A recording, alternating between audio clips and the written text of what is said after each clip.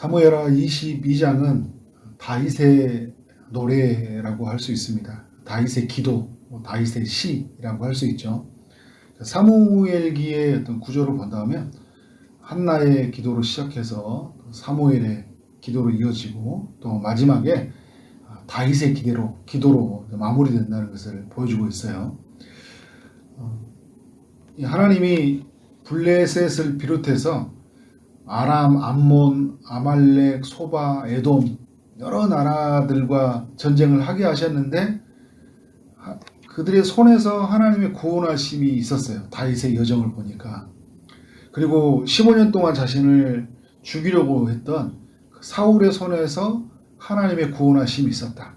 자신의 삶의 여정을 뒤로 보니까 그 하나님의 그 구원의 손길이 있었다는 것을, 적군의 원수의 손도 너무 강했지만 하나님의 손이 더욱 강한 그 능력으로 말미암아 그를 건져주셨다는 것을 고백하고 있죠. 그래서 1절을 보니까 여호와께서 다윗을 모든 원수의 손과 사울의 손에서 구원하신 그날에 이 노래를 불렀다. 이 아래 22장의 이야기의 노래를 불렀다는 거죠. 하나님의 구원을 경험한 사람들은 노래가 나오게 돼 있어요.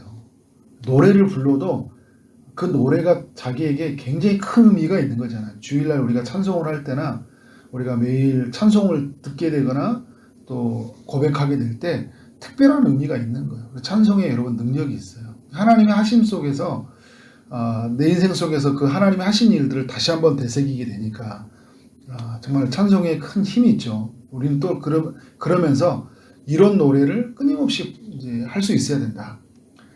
2절은 이렇게 고백을 하고 있어요. 여호와는 나의 반석이시오, 나의 요새시오, 나를 위하여 나를 건지시는 자시오.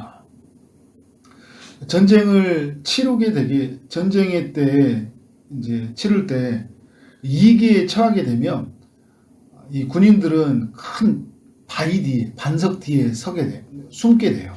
그리고 요새 속으로 들어가서 몸을 피합니다. 다윗은 자신의 삶을 돌이켜 보니까 하나님은 반석이었고 요새였어요. 반석이신 그 하나님 뒤에 숨다 보니까 수많은 그 칼과 또 창과 활이 날라와도 어떻게 하는 거예요? 하나님이 막아주셨던 거예요. 자기가 피한 줄 알았더니 하나님이 막아주신 것이잖아요. 요새이신 하나님이 모든 원수들로부터 단단한 요새가 되으셔서 하나님이 막아주셨다는 거예요. 3절과 4절에 그래서 이렇게 고백을 하고 있어요. 그가 나의 반석의 하나님이시요, 나의 방패시요, 나의 구원의 뿌리시요, 나의 높은 망대시요, 그에게 피할 나의 피난처시요, 나의 구원자시라. 나를 폭력에서 구원하셨도다.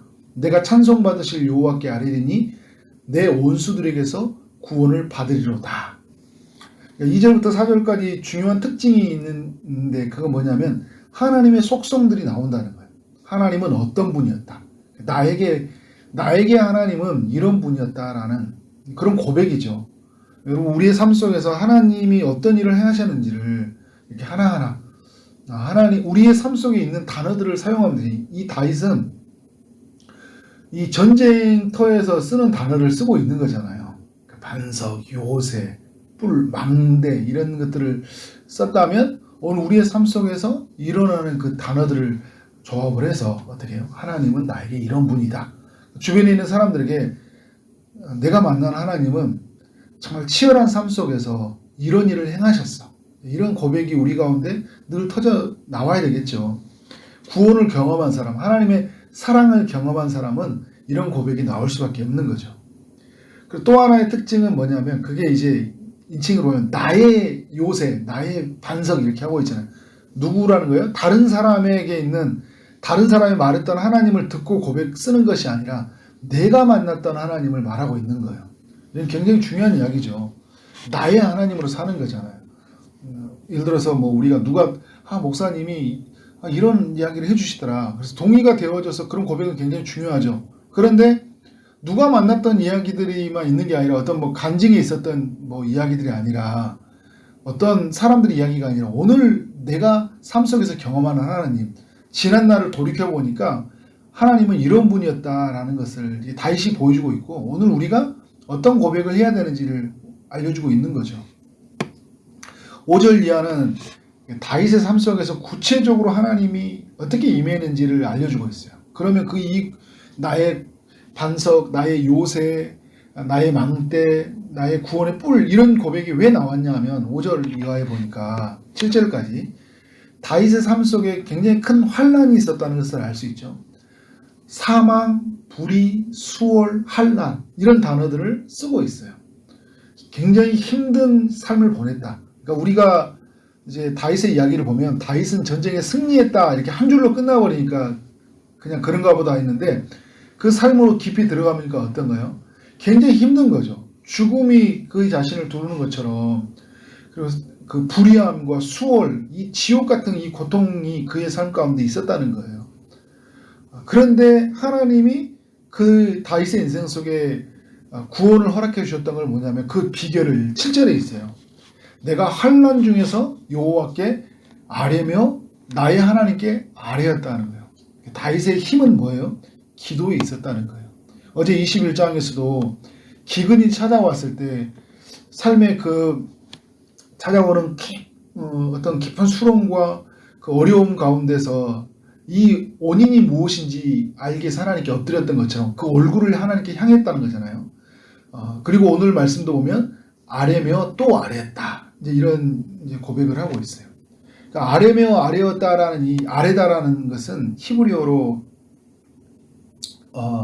카라라고 이야기하는데 간절히 부르짖다 이런 의미를 가지고 있어요. 간절히 부르짖다. 그러니까 다윗은 모든 어려움이 찾아올 때 모든 시선을 누구에게로 향했다는 거예요?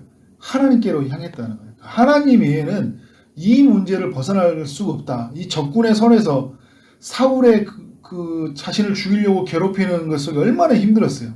근데 거기에서 벗어날 수 있었던 것은 하나님이 밖에 없었다고 이렇게 고백을 하는 거예요.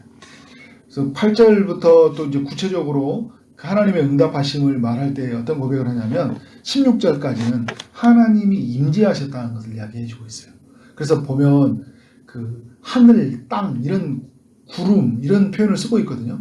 땅이 진동하고 하늘의 기초가 요동하고 흔들렸다. 마치 사도행전의 4장에 보면 그들이 하나님께 간절히 구하니까 땅이 진동했던 것처럼 그러니까 성령이 강력한 임재가 있었다는 거잖아요. 다윗의 삶 속에 적군이 자들에게 쳐들어오고 수없이 많은 사람들이 자신을 죽이려고 하고 있고 또 사울은 자신을 괴롭히려고 할 때 하나님께 구했더니 하늘이 기초가 흔들리고 땅이 진동할 만큼 강력한 하나님의 임재가 그의 삶을 붙잡았다는 거예요. 그러니까 종교적인 어떤 생각, 생각의 전환 이게 아니라 그죠? 그래 어려우니까 내가 이 어려움은 이런 어려움은 그래 누구나 겪는 거지. 그렇지만 하나님 도와주실 준비 이 정도 이렇게 생각하는 게 아니라 구했더니 하나님의 임재가 있었다는 거예요. 여러분 이게 중요한 거예요.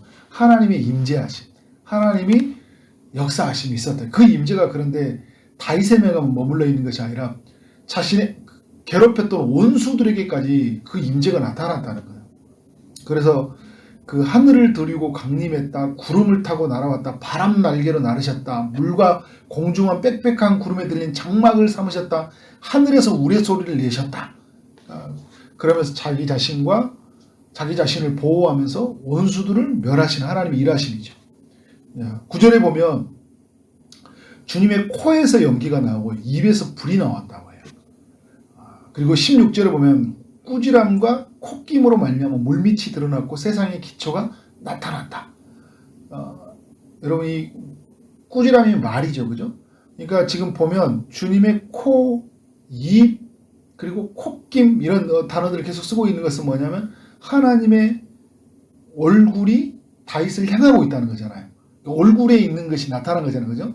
우리 말하면 형상으로 가면 다윗이 21장에서 하나님의 얼굴을 향한다는 의미를 가지고 있는 거잖아요. 하나님이 다윗의 삶의 여정 속에서 얼굴을 향하여 주시고 있는 거예요. 은혜 베푸심이죠, 이게.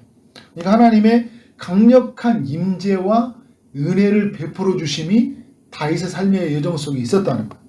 여러분 이게 우리의 삶 속에서 동일하게 하나님은 그 예수 그리스도가 하늘 보좌에서 우리를 위해서 기도하시고 성령으로 우리 가운데 강력하게 임재하시고 그의 얼굴을 드러내시며 하나님이 일하시잖아요. 은혜를 베풀어 주시잖아요. 이게 여러분 순간순간마다 우리의 삶 속에서 얼마나 이게 많이 일어나는지 몰라요. 이게 그런데 우리가 이제 그걸 미처 깨닫지 못하고 그냥 우연처럼 또 아니면 그냥 당연한 것처럼 살아가는 데 있는데 당연한 게 없어요. 하나님은 이렇게 은혜 베푸심으로 우리를 이끌어가고 있다는 거예요. 그래서 17절에 고백을 하는 거예요. 하나님께서 다윗에게 손을 내밀어 붙들어 주셨다 이야기를 하잖아요. 그가 이에서 손을 내미셔서 나를 붙드시며 1절에 보면 모든 원수의 손과 사울의 손에서 나를 구원하셨다고 하잖아요. 그대 손이 나를 이끌어가는 것이 아니라 17절에 그 이에 하나님의 손이 있었다는 거예요. 그 손이 나를 붙들으셔서 많은 물에서 나를 건져내셨다. 이 고백을 하고 있는 거죠. 그래서 이제 하나님의 응답하심이 뭐냐면 21절에 이렇게 보면 자신이 이 공의를 따라 갚으셨고 깨끗함을 따라 갚으셨고 그 등불이 되신 하나님이 자신을 어두움에서 밝혀주셨다. 결국은 무슨 말이에요? 하나님이 그 모든 일을 하셨다는 거예요. 나의 삶을 돌아보니까 하나님의 손이 미치지 않은 것은 하나도 없었다. 하나님이 나를 도우셨고 일하셨다라는 것이에요. 여러분 이러한 이 다윗의 고백의 이야기가 오늘 우리의 이야기가 되어지길 원합니다. 여러분 삶을 좀 더 돌아보세요. 가정 가운데, 일터 가운데, 우리의 교회 가운데, 우리의 인생에 살아온 모든 여정을 보면요. 하나님의 손이 미치지 아니한 것은 아무것도 없어요. 그러한 마음으로 우리 모두가 하나님의 일하심을 고백하고요. 그러면 살아갈 삶에 대한 두려움이 우리 안에서 어떻게 돼요?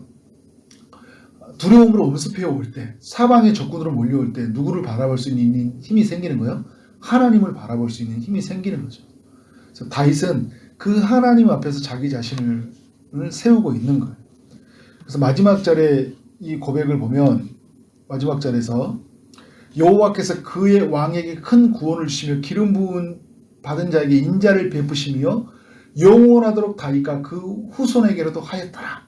다윗은 이러한 하나님의 과거 속에 있는 하나님을 보면서 앞으로 펼쳐질 미래를 보고 있는 거예요.